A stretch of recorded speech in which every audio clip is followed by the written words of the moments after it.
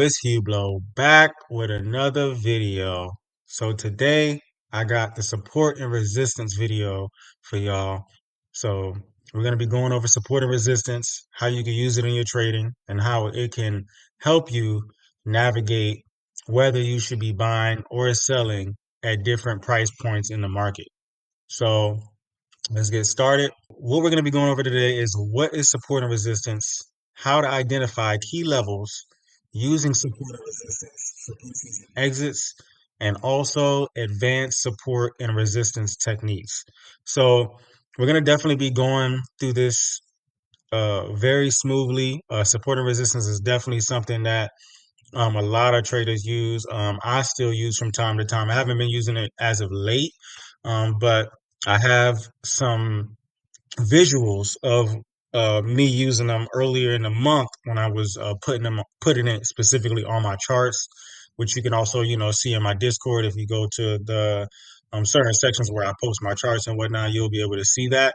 But let's get right into it. So, what is support and resistance? So, we're going to start with just the support levels. So, support, price floor, halts, drop.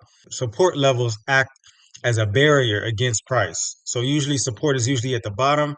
If something's at the bottom and something hits it, it's supposed to necessarily bounce off. And buy interest at lows. So, traders often see support as a signal to buy. They usually see it as an indication to buy. A lot of traders do. And usually, if it breaks through it and start to reject the actual support, that means now that support just turn into what? Resistance. So it's kind of like, playing ping pong with the market. And I'm going to show you guys some visuals of how I've did that this month in my trading as well, earlier in the month. So tested multiple time frames. So price often revisits support levels, confirming their strength.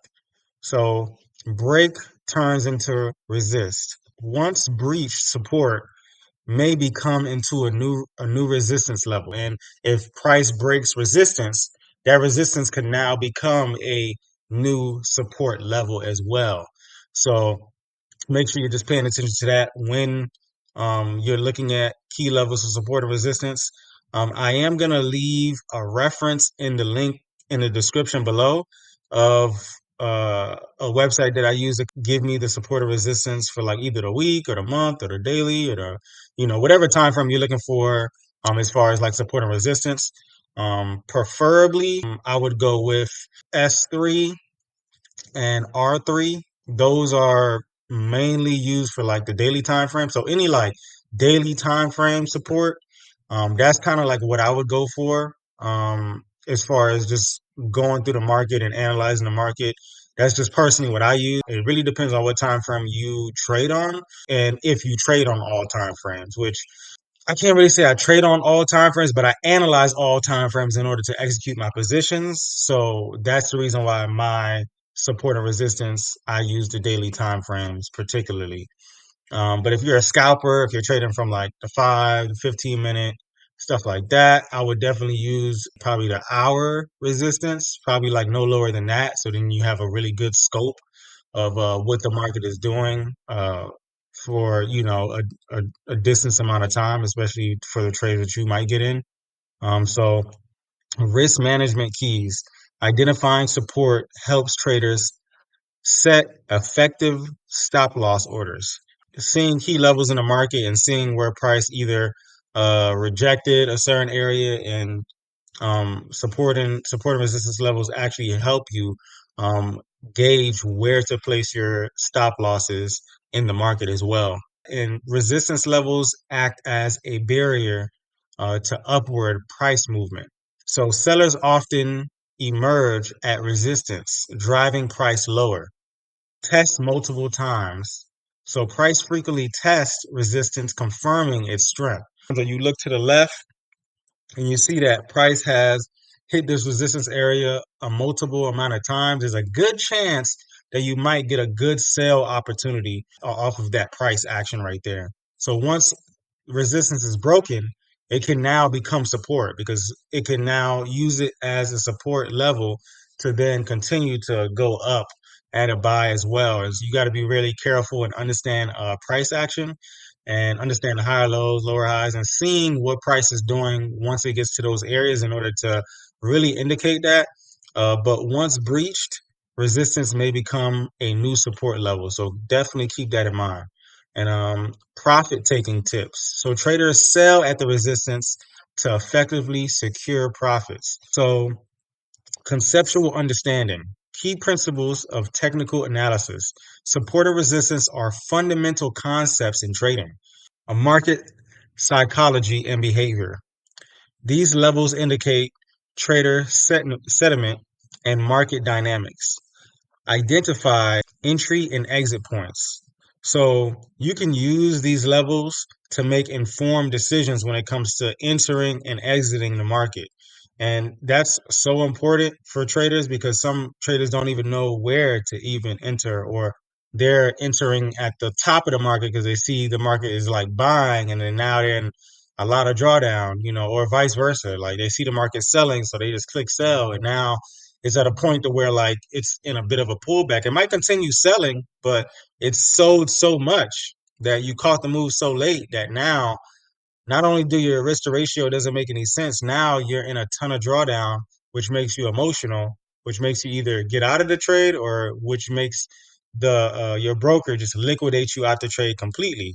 Or if you're trading a prop firm, you just, wasted some of your daily loss on a trade that you weren't supposed to be in because you didn't analyze it properly. So definitely make sure that you use support and resistance to your advantage because it definitely does work and it definitely does help. So dynamic levels evolve over time. Support and resistance can shift based on market conditions. So market conditions, that means like news, especially with the tariff things going on right now, that can change the perspective on how support and resistance can look for you. And you definitely don't want to just base your trading based just solely off of that, but just definitely, making sure that you're paying attention to those levels when you are trading, either in between them or if the market does come down to either of those areas, how to maneuver once price comes to those areas. So keys for trading strategy. So incorporating these levels enhances overall trading effectiveness. And I could definitely attest to that. It definitely helps out a lot when it comes to, identifying certain like key levels in the market, TPs, which is take profits to get out of the market, and also stop losses, which is a very good thing to have, because now you're eradicating three things just by using support or resistance. Now you know when to get in, to a certain extent. So that's entry. Now you know where to get out, essentially, and you know exactly where to put your stop loss, which those are three big things that are the hardest for either beginner traders, intermediate traders, and even for some advanced traders. Not that they have an issue possibly like entering a trade, but knowing exactly where in the market to get out, when to take your profits, when to cover your profits, when to take partials is a big issue that a lot of traders do have. So, how to identify key levels, previous swing highs and lows. So, previous lows, identify recent price highs and lows, analyze past prices to understand current trends. So this is a big one because like I always say, you got to look left to get right. So always making sure you're analyzing the left part of your chart and what the history of this pair is doing before you just up and analyze, or exit or enter into any of these trades, which is like so important. And then also right here, I know my face is kind of covering a bit, but reversal patterns. So sometimes these levels, these high and low swings could indicate potential price shifts in the market. So making sure that you look for these reversal patterns in the market that could indicate, price is going in a whole different direction that you may be analyzing or looking for it to go. And confirming spikes. So check trading volume to confirm price changes. So making sure that you're always, checking the volume. I usually don't check like the volume. I usually trade at like a certain period of time. Just from my journey was different, possibly from a lot of other people. Like I was so embedded into trading that like I traded every session at one point for like a year or two straight. So like I already know what sessions are gonna give me the positions that I'm looking for. So I really don't have to look at the trading volume because at the times that I trade, I know what type of volume is gonna come in possibly depending on the day or whatever the case may be. And of course, over the years, market changes, news changes, who's in the presidency changes. So a lot of that has to do with the market and how it changes. The market wasn't how it was 40 years ago. It's not even how it was 6 years ago, even like, 6, 7 years ago when I started trading. It's totally different now. So, just gives you a bit of a perspective on how the market is going to continuously change and how you need to adapt as a trader to see certain things while the market is changing so you can have longevity. So, key support and resistance levels for future use. So, usually you mark up those levels, and usually they won't come to those levels immediately. Sometimes, they're just for future use, future reference, just for you to see on your chart kind of where price is. And I always tell my students this, what I like to do in my trading, I like to box the market in because then you know exactly where you are. It doesn't matter if you go down to the 1 minute, 5 minute, 15 minute, you know exactly where you are when it comes to price. And it gives you a much better scope of how you're doing things. So, round psychological numbers. So these a lot of people would call them like quarter points in the market as well. So trader habits. Traders often placed buy or sell orders at these key levels. They're talking about necessarily quarter points, essentially, if you're using that verbiage. Support or resistance levels, whole numbers frequently act as psychological barriers in trading. Price levels watch for reversals or breakouts near these significant points. Use with others. Combine round numbers with technical indicators for better analysis. Market mood. Be aware that trader psychology can change the market dynamics. So definitely be aware that the markets move based off of emotions of traders and what people feel as though that pair is going to do. So make sure you always stay ready for those type of moves. So trends and analysis is definitely a very important thing when it comes to trading. So cross indicators, buy or sell signals, dynamic support and resistance. So MAs act as a adaptive support and resistance when it comes to the market moving. So, if you use moving averages or anything like that, it can also help you with alongside using support and resistance as well. So it kind of can help you see the flow of the market through moving averages. I did use a lot of moving averages, RSI, stuff like that in the beginning of my trading. I definitely, as I learned price action, kind of like tossed that aside.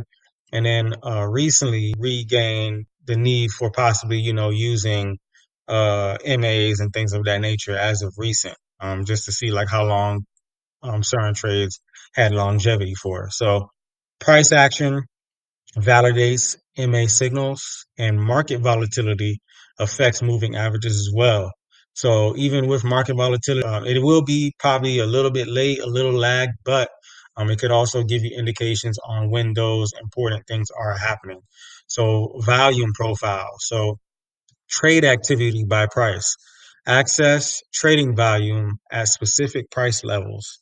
So when you're trading, you want to make sure that you're trading at specific price levels and times because at the same time, you can get volatility spikes that you're not expecting if you're either trading at the wrong time or maybe the volume is not there for the type of trade you're trying to take, and it could really be at your detriment to trade out of your trading times or not even knowing what trading times you're attempting to trade. And it could definitely, put you in trades that you shouldn't be in When price spikes or when price is like in a very volatile state, it can make the spread very fat, which can put you at a loss before you even begin. So high volume support and resistance. Identify high volume areas for potential trading objectives, obstacles. Sorry. So identifying high volume areas for potential trading obstacles. So making sure that you're always looking for the highest probability setups when you're trading, especially using support and resistance, because sometimes you could have a false breakout and it could just be enticing individuals to, think that it's going to break this certain level area, just to dump or just to kind of, take off. So got to be mindful of that and make sure that you're covering your profits and, using risk management. Volume spikes. So check for volume spikes to confirm price changes. So making sure that you're analyzing the chart and in the beginning using that volume indicator to see, when certain volume is coming into the market. Use with price action. So combine volume profile with price action trends before analysis. Using price action along with your trading definitely helps out a lot. And making sure that you're using that can definitely prevent unnecessary losses as well. Track volume trends. So monitor volume changes to predict market direction. So the volume can definitely also help you predict market direction. And if you're versed on how the volume like works and how to use it, it could definitely like really, really help you out a lot when it comes to that. So multi-time frame alignment. So analyze key price levels on a daily, hourly, and a minute charts. Key levels on all time frames. So that's exactly what I was explaining a little bit earlier. Using all time frames in Confluence in order to execute your trades is the best form of trading, in my personal opinion. Identify overlapping support and resistance for stronger signals. Some traders do have a lot of things, a lot of charts, a lot of lines on their chart, and that's different levels of support or resistance based on the time frame. Me particularly, I like my charts pretty much clean. I like to know what I'm seeing. I've seen charts that are like crazy, but whatever works for you. That's just what works for me. I need a clean chart. My charts, they have things labeled and stuff. I like it very neat, and that's just me. So finding confluence in support and resistance. So confirm trends with higher time frames, analyze the market trends to validate current movements. So that's a very big one. Use lower time frames for trades. So use lower time frames to execute the trades that you want to be in, and that you're analyzing from a higher time frame perspective, because that's very important. Adjust strategies by time. So adapt trading strategies based on time frame. So that's definitely a big one. You always want to adjust your strategy and how you're executing based on the time frame that you're on. And that just comes as a trader. You're gonna get to understand that more as you become a trader and immerse yourself in this skill set. So definitely make sure that you just, experience is the best teacher when it comes to this. So definitely just continue to learn, be teachable, and ask questions, because you don't know what you don't ask. So make sure you're always doing the research. A lot of the research that you might have to do may not even come from a video like this. You may have to do your own research and find the answers. Using support and resistance for entries and exits. Bounce strategy. So buy at support, which a lot of people do. Enter trade when price bounces off established support levels. A lot of people buy when price hits support. Just not the way that I trade, but there's a lot of people that do trade that way, and that's totally fine. Sell at resistance. So exit trades as price approaches the or reacts to resistance level. So if you're buying at support, you would exit at resistance essentially, or you could exit before that if price gives you opportunity to. Buy on the breakthrough, trades on price breaking resistance for bullish moves, and sell on the break of support. So exit positions if price drops below support. So this is kind of like a bit of an example of that right here. If you guys want to like pause it. So this was a trade that I took on April 1st. So if you definitely go to my 100K challenge section of the chart of my Discord, you'll be able to see where we actually we're able to capitalize on both the buy and the sell using support and resistance. So if you can see, we had support level here. We did have a support level here. As price came up, we had got confirmation of a buy, which we ended up buying in this area, taking a buy stop buy at first and then adding another position here, and we were able to get into this beautiful position, exiting at our POI. I didn't exit at the resistance, just due to just this being a point of interest for me, and understanding that I just wanted to get out of the market. I think it was out of our trading time at that time as well too.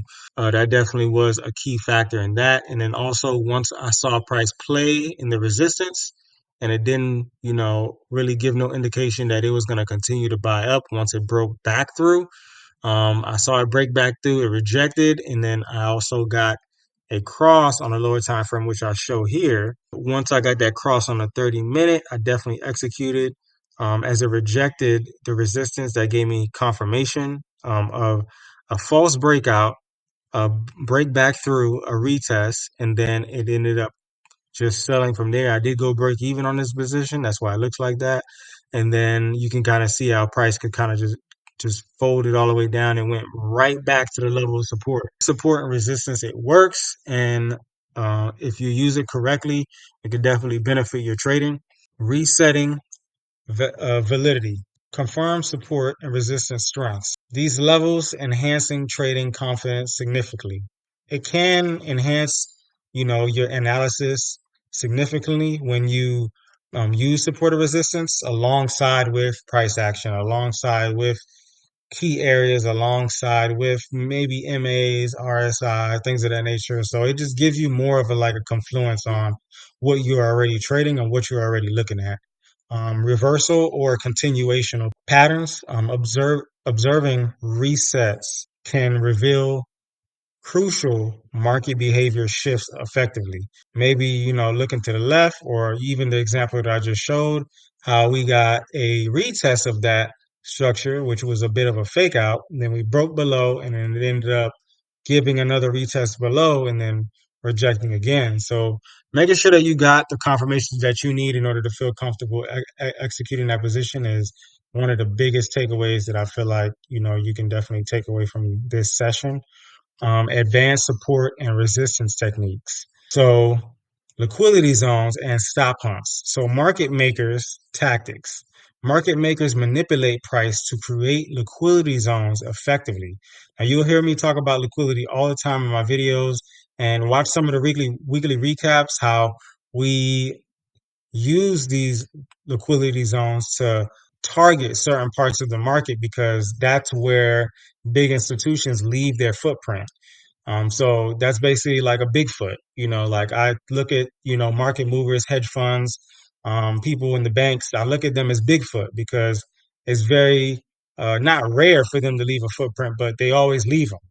And, when they leave them, they're indication for people like me that know about them to that price is going to possibly go to those areas to collect that pocket of money that um, the market movers left behind. So, fake breakouts. We just spoke about this. I showed you the example. We had a fake breakout to the upside where it broke through resistance, retested, and it got a lot of people to think that it was going to continue to buy there, and did a big push down, retested again, that sell structure, and then continued to push down, which gave us a confirmation to sell. So just really understanding that is really key. Traders often fall for fake breakouts, leading to unexpected losses. But yeah, definitely you want to make sure you look out for that. So bulk orders, large orders indicate institutional interest impacting price. So like I was saying, some people use like different indicators and different things on their charts in order to indicate where big money is either buying or where most of the orders are. But a lot of the institutions and places who have the access to that are the market movers. They're the ones who have the most access and the most accurate information when it comes to that.